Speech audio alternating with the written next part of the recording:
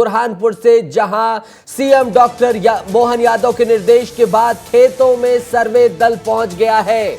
बड़ी खबर आपको बुरहानपुर से बता रहे हैं। मध्य प्रदेश के मुख्यमंत्री डॉक्टर मोहन यादव ने केले की फसल जो तबाह हुई थी उसके बाद निर्देश दिए थे सर्वे के। विस्तार न्यूज ने भी इस खबर को प्रमुखता से दिखाया था। कल ही हमने वहां के सहयोगी से सीधा लाइव बातचीत की थी, मुखातिब हुए थे, तब उन्होंने बताया था कि सर्वे दल पहुंचेगा और अब देखिए सर्वे दल पहुंच गया है। विस्तार न्यूज जो खबर आपको बताता है उसका असर भी होता है और वो जानकारी सटीक सही होती है। और ये देखिए अधिकारियों को देख लीजिए, कल हमने आपको जानकारी दी थी कि अधिकारी आज निकलेंगे और आज नौतपा में अधिकारी निकले हैं और केले की फसलों का सर्वे किया है।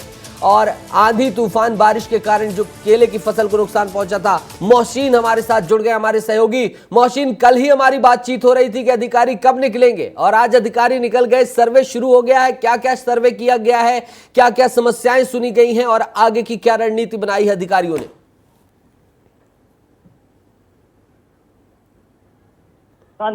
उसका आकलन कर रहा है। सही आकलन हो इसके लिए पटवारी, आरआई और एसडीएम और तहसीलदार खुद मौके पर मौजूद है। देखिए, जैसे कि कल सीएम मोहन यादव ने ट्वीट कर कहा था कि जो किसानों का नुकसान हुआ है उसकी सही तरीके से आकलन, उनको सही तरीके से मुआवजा मिले।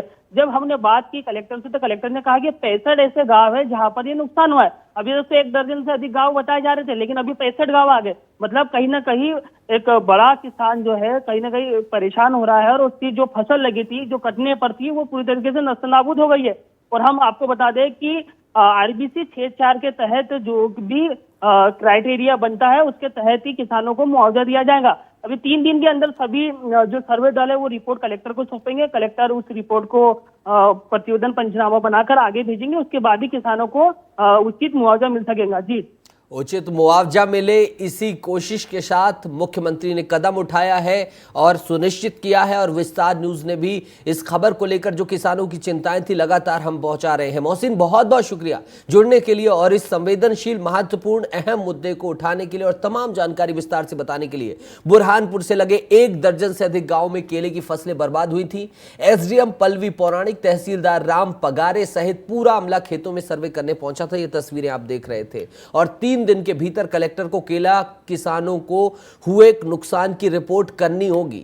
रिपोर्ट पेश करनी है मात्र 3 दिन में। सर्वे करने के बाद किसानों को उचित मुआवजा, जिस शैली के लिए जाने जाते हैं सीएम डॉक्टर मोहन यादव, यानी कि उच्च प्रशासनिक दक्षता, उसका परिचय उन्होंने दिया है। और एक बार देख लीजिए, अधिकारी पहुंच गए हैं, सर्वे हो गया है और 3 दिन के अंदर रिपोर्ट देकर तमाम जो है वो मुआवजा दे दिया जाएगा।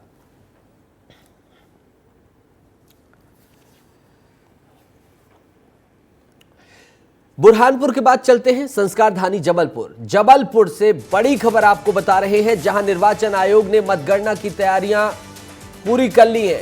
निर्वाचन आयोग मतगणना की तैयारियों में जुटा हुआ है। तैयारियां पूरी, साज सज्जा कर ली गई हैं, ट्रेनिंग दी जा रही है। यहां लोकसभा चुनाव को लेकर मतदान कर्मियों को ट्रेनिंग दी जाएगी। करीब 650 कर्मी आज मतगणना के लिए प्रशिक्षण लेंगे। ये ट्रेनिंग मॉडल स्कूल में रखी गई है, जहां ईवीएम और मतों की गणना, वीवीपीएटी की पर्चियां और डाक मतपत्रों की गणना की प्रक्रिया बताई जाएगी। सब कुछ बताया जाएगा कि 4 तारीख को किस तरह से आपको पेटियां खोलनी है, किस तरह से चिप को लोड करना है, किस तरह से वोट काउंट होंगे, किस तरह से स्क्रीन में फ्लैश करना है, किस तरह से मीडिया को जानकारी देनी है, किस तरह से पोर्टल में अपडेट करना है, किस तरह से वीवीपैट जो 5 काउंटिंग की जाती है किस तरह से करना है, किस तरह से जो तमाम दलों के पोलिंग एजेंट्स बैठे रहेंगे उन्हें सूचित करना है। सब कुछ बताया जाएगा और 4 तारीख का मेगा कवरेज विस्तार न्यूज में देखना मत भूलिएगा। जुड़ जाइएगा, बने रहिएगा, क्योंकि सबसे तेज, सबसे पहले हम आपको हर एक जानकारी पहुंचाएंगे। और मतदाताओं को प्रभावित करने के लिए आरएसएस के नाम से एक फर्जीवाड़े की कोशिश की गई है। वायरल हो रहे लेटर पर अपडेट है कि आरएसएस की ओर से किसी भी उम्मीदवार के पक्ष में ऐसा कोई पत्र जारी नहीं किया गया है। मनमोहन वैद्य जी 2018 तक आरएसएस के अखिल भारतीय प्रचार प्रमुख थे। 2021 से सुनील आम्बेकर जी के पास यह जिम्मेदारी है। वायरल हो रहा लेटर कथित तौर पर राष्ट्रीय स्वयंसेवक संघ के अखिल भारतीय प्रचार प्रमुख मनमोहन वैद्य की तरफ से जारी बताया जा रहा है। 21 मई 2024 को कथित तौर पर जारी किए गए इस वायरल लेटर में लिखा हुआ है कि राष्ट्रीय स्वयंसेवक संघ के सभी स्वयंसेवकों को सूचित किया जाता है कि वर्तमान समय में दिल्ली में लोकसभा चुनाव में परिस्थितियों को देखते हुए पश्चिमी दिल्ली लोकसभा सीट पर सभी राष्ट्रीय स्वयंसेवक संघ के महाबल मिश्रा जी को अपना समर्थन देने का फैसला लिया है। जब वायरल लेटर को ध्यानपूर्वक देखा गया तो पाया गया इसमें डॉक्टर मनमोहन वैद को राष्ट्रीय स्वयंसेवक संघ का प्रचार प्रमुख बताया गया है, जबकि वर्तमान में इस पद का जिम्मा सुनील आम्बेकर जी के पास है। वहीं मनमोहन वैद पहले राष्ट्रीय स्वयंसेवक संघ के सह सरकार्यवाह थे। तो ये वायरल लेटर फर्जी है। हमने इसकी पड़ताल की और इस लेटर को हमने पाया फर्जी। और आप भी इस वीडियो को ज़्यादा से ज़्यादा शेयर करें ताकि फेक खबरों के खिलाफ जो हमारी मुहिम है, फेक खबरें वहीं पर खत्म हो जाएं, सही जानकारी पहुंचे, वो मुहिम आगे बढ़ती रहे। चलिए अब ग्वालियर चलते हैं, जहां जिला शिक्षा अधिकारी ने अजीबोगरीब आदेश जारी किया है। अधिकारी ने शिक्षकों की ड्यूटी इतनी भीषण गर्मी में भिखारियों को खोजने में लगाई है। बताइए, भिखारियों को खोजने में ड्यूटी लगाई गई है और किसने किया है? जिला शिक्षा अधिकारी साहब ने किया है।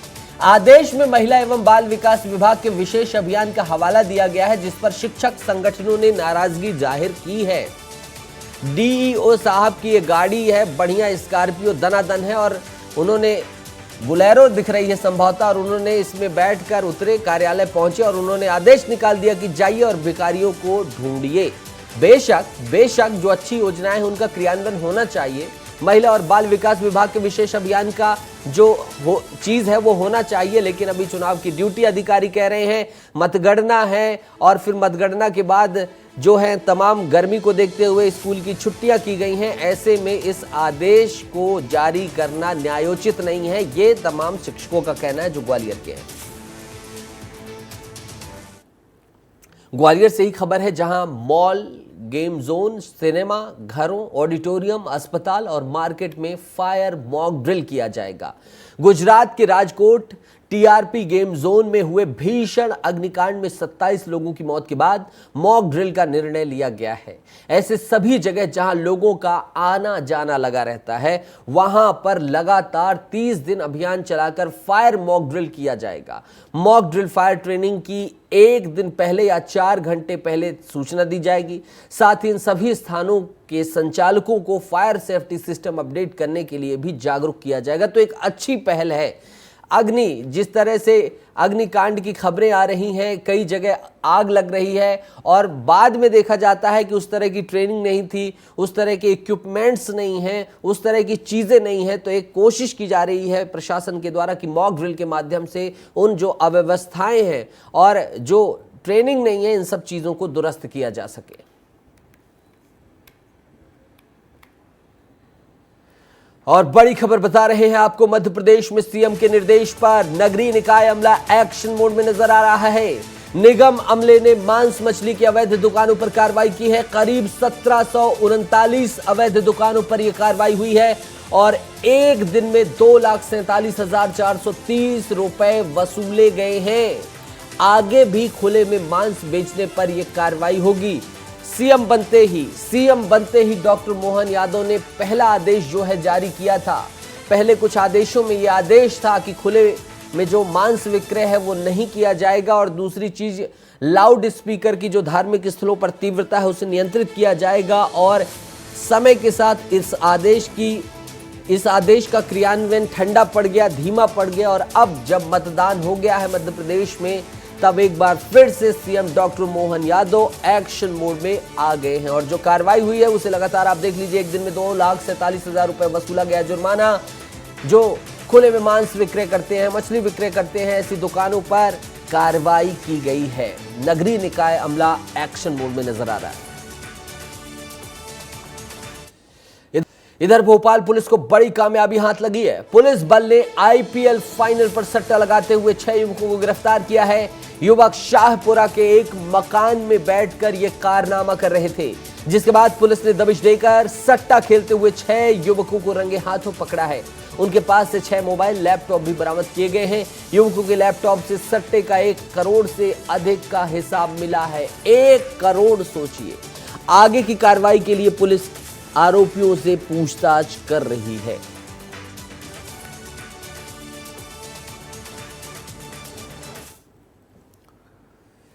इधर गुना से दर्दनाक सड़क हादसे की खबर आ रही है, जहां 4 लोगों की दुखद मौत हुई है। 4 लोग गंभीर रूप से घायल हुए हैं। हादसा एबी रोड पर हुआ है। गाड़ी पुलिया से नीचे गिरी है और ये सभी कानपुर में मजदूरी करने जा रहे थे। तो पुलिस ने घायलों को अस्पताल पहुंचाया है और म्याना में सड़क हादसा हुआ है। 4 की मौत, 4 लोग घायल हुए हैं। कानपुर मजदूरी करने जा रहे थे ये सभी लोग। कटनी पुलिस ने अवैध शराब के विरुद्ध बड़ी कार्रवाई की है। पुलिस ने 5,940 किलो अवैध महुए को नष्ट कर दिया, जिसे लहान कहा जाता है। इस महुए की कीमत 5,94,000 रुपए बताई जा रही है, आंकी जा रही है। इसका इस्तेमाल शराब बनाने के लिए किए जाने वाला था। पुलिस ने छिदिया टोला गांव में ये बड़ी कार्रवाई की है। ये लहान नष्ट किया जा रहा है। आपको जानकारी बता दें विस्तार से कि लहान से ही गलाकर आगे देशी शराब बनाई जाती है और देसी शराब बनाने के लिए ये लहान एक कच्चे पदार्थ के रूप में उपयोग किया जाता है। लेकिन लगभग 6,000 जो है किलो लहान को नष्ट पुलिस ने कर दिया और बड़ी कामयाबी मानी जा रही पुलिस की।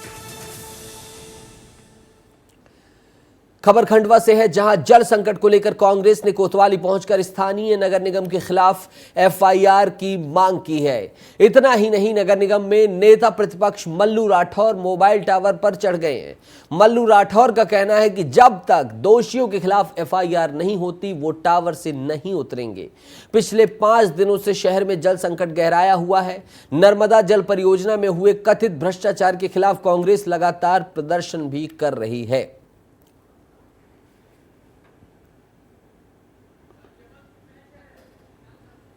तो नर्मदा जल परियोजना में कथित करप्शन का आरोप लगाया गया है और एफआईआर को लेकर टावर पर चढ़ गए हैं।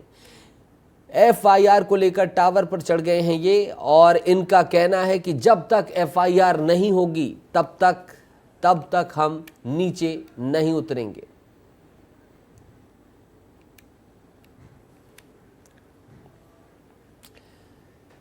इधर जबलपुर से बड़ी खबर है, जहां निजी स्कूलों की मनमानी फीस वृद्धि के खिलाफ बड़ी कार्रवाई हुई है। जबलपुर जिला प्रशासन, पुलिस और क्राइम ब्रांच ने संयुक्त कार्रवाई की है। 11 स्कूल संचालकों और प्रिंसिपल के खिलाफ मामला दर्ज किया गया है। फीस वृद्धि, बुक पब्लिकेशन और स्कूल की मोनोपोली को लेकर यह खुलासा विस्तार न्यूज आपके सामने करेगा। 9 थानों में 11 एफआईआर दर्ज की गई हैं। 20 लोगों को गिरफ्तार किया गया है। पिछले दिनों जांच के बाद मामला दर्ज किया गया था। पूरी जानकारी आपको बताएंगे। हर खबर हमारे सहयोगी दुर्गेश आपको विस्तार से बताएंगे। तमाम जो चीजें हैं, तो जबलपुर के निवासियों इस खबर को पहुंचाइएगा, फैलाइएगा, ताकि और किसी भी स्कूल के मनमाने रवैये के कारण नुकसान ना हो। जो स्कूलें हैं सब कुछ बताएंगे दुर्गेश हमारे साथ जुड़ गए, सीधे उनका रुख करेंगे। दुर्गेश, हर जानकारी को विस्तार से बता दीजिए ताकि ये भंडाफोड़ हो सके जो मनमाना स्कूल प्रबंधन चल रहा है। बिल्कुल नितेश, देखिए ये खबर केवल जबलपुर वासियों के लिए नहीं है बल्कि पूरे प्रदेश भर के और यूं कहें तो देश भर के हैं। मध्य प्रदेश में जबलपुर वो जिला बन गया है जिसने अब तक स्कूल प्रबंधकों के खिलाफ इतनी बड़ी कार्रवाई की है। और पिछले 1.5 से 2 महीने की ये प्रैक्टिस थी जो प्रशासन लगातार कर रहा था। चाहे इसके पहले फीस वृद्धि की शिकायतों की बात हो, यूनिफॉर्म की बात हो, स्टेशनर्स की बात हो, पुस्तकें जो प्रकाशक के दुकानों से ही मिलती हैं उसकी बात हो, ये तमाम जांच पड़ताल पिछले 1.5 से 2 महीने में चल रही थी। और इसी जांच पड़ताल का नतीजा है कि जिला प्रशासन ने आज तकरीबन 11 स्कूलों की जो रिपोर्ट है वो सार्वजनिक की है। और उस रिपोर्ट के मुताबिक आप विश्वास नहीं करेंगे कि 2018 में फीस वृद्धि के लिए एक नियम बनाया गया था और उस नियम को धता बताकर इन 11 स्कूलों ने जब फीस वृद्धि की तो औने पौने दाम पर फीस वृद्धि की गई है।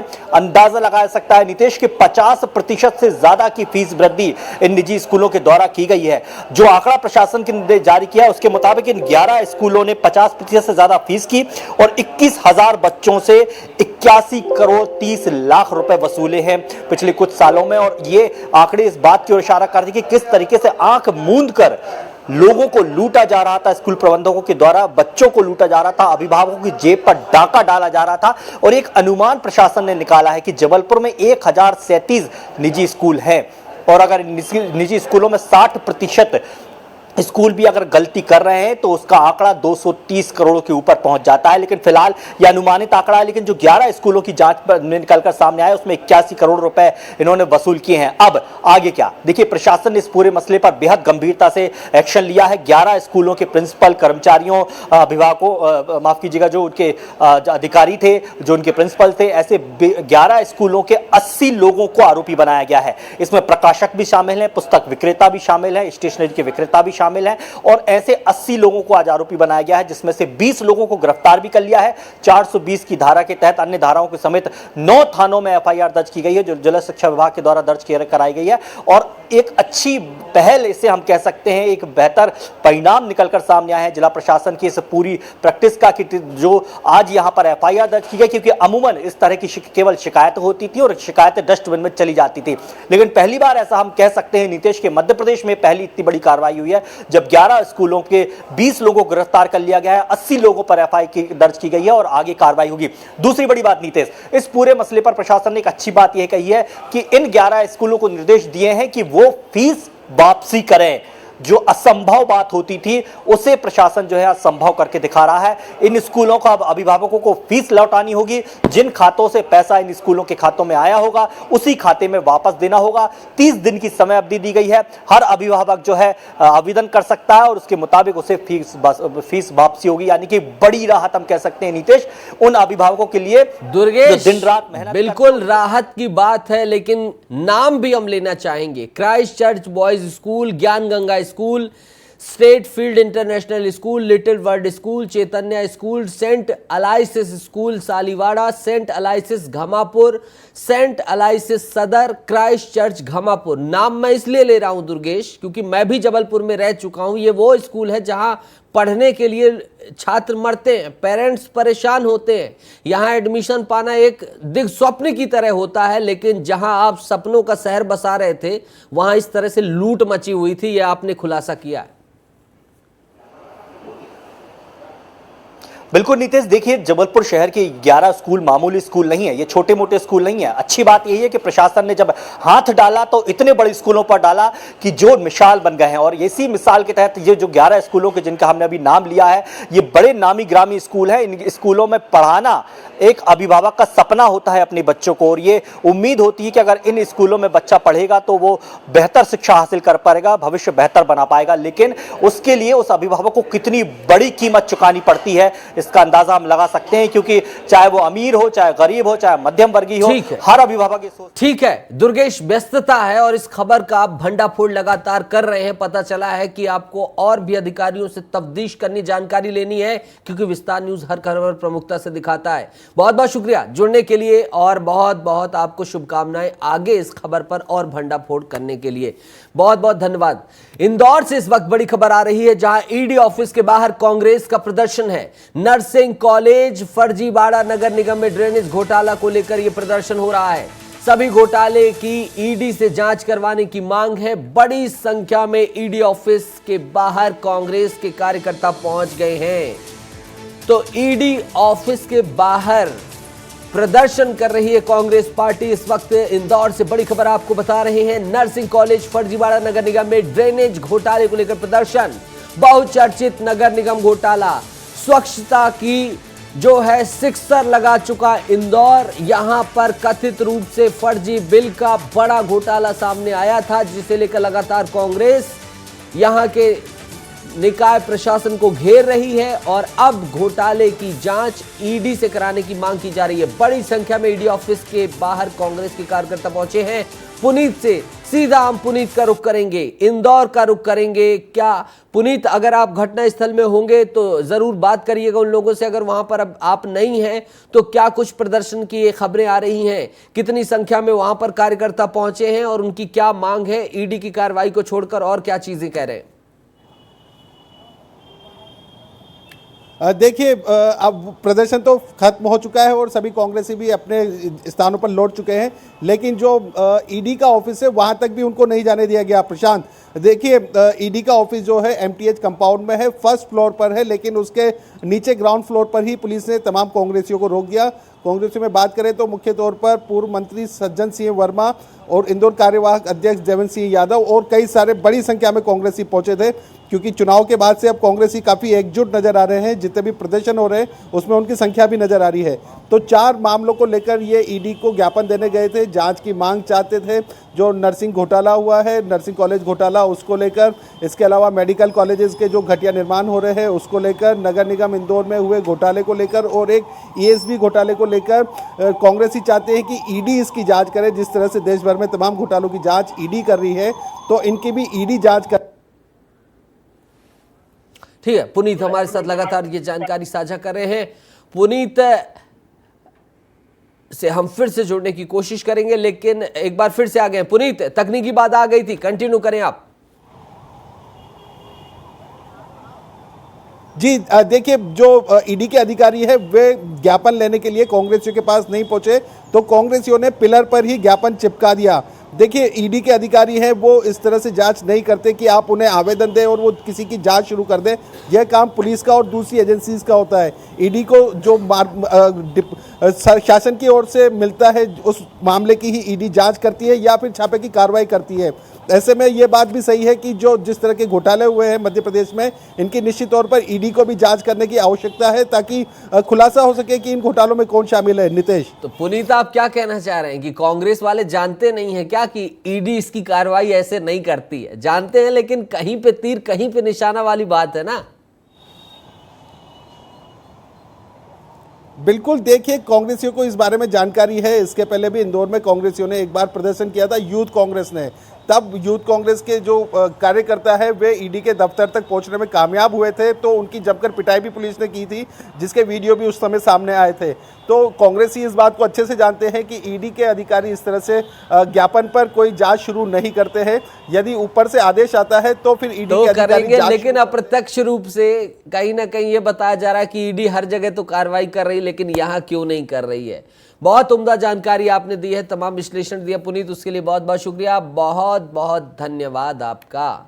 5 जून को पर्यावरण दिवस के दिन से मध्य प्रदेश सरकार जल स्रोतों के लिए पूरे प्रदेश में अभियान चलाएगी।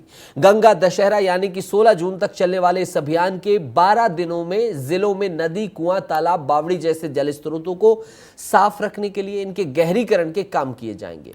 मुख्यमंत्री डॉक्टर मोहन यादव ने कहा है कि इस अभियान का नेतृत्व जनप्रतिनिधि करेंगे, जबकि जिला कलेक्टर गतिविधियों का समन्वय करेंगे। इस अभियान को नमामि गंगे नाम दिया गया है। इस दौरान जल स्रोतों को अतिक्रमण मुक्त कराया जाएगा। बता दें कि नदियों, तालाबों को दूषित किया गया है, उनमें गाद भी जमा हो गई है, ये सब भी निकाली जाएगी, कचरा साफ किया जाएगा और खेती में उपयोग के लिए किसानों को इन सब स्रोतों को दिया जाएगा। नदियों के किनारे पार्क और घाटों का निर्माण होगा। इसके साथ ही पौधरोपण अभियान भी चलाया जाएगा।